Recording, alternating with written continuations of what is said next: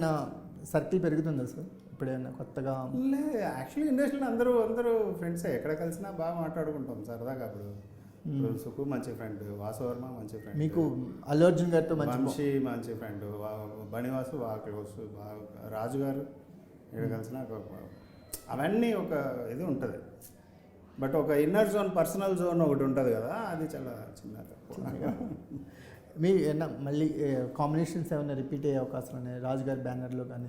Of course చేస్తారు. So Jack అనేది ఒక కొత్త పర్సెప్షన్ ఇవ్వబోతుంది అనేది అర్థమవుతుంది. సో మీకు మీరు చేసే మూవీస్లో ఏదైతే ఒక ఎమోషన్ ఉంటుందో, లేకపోతే ఒక థాట్ ప్రాసెస్ని మీద ఆలోచించడం ఏదైతే ఉంటుందో, అది జాక్లో కూడా మళ్ళీ డెఫినెట్గా ఉంటుంది. అట్ ద సేమ్ టైం ఏంటంటే ఇది చాలా పేసీగా ఉంది సినిమా. నాకే ఇది నా సినిమా అంటే ఒక చిన్న అలా ఉంటుంది, బట్ అది చాలా రేజీగా ఉంటుంది.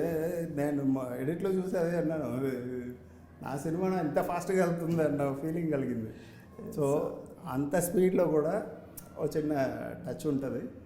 సో జాక్ చూడండి, April 10th.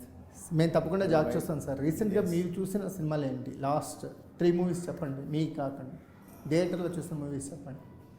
నా సీక్రెట్లన్నీ బయటకు లాగుతున్నారు మీరు. నేను చాలా తక్కువ సినిమా చూడటం. ఏం చూసారు? లాస్ట్ సినిమా ఏం చూసారు థియేటర్లో చూసిన? థియేటర్కి వెళ్ళి చూసింది సంక్రాంతికి వస్తున్నాం. సూపర్. Last film enjoy.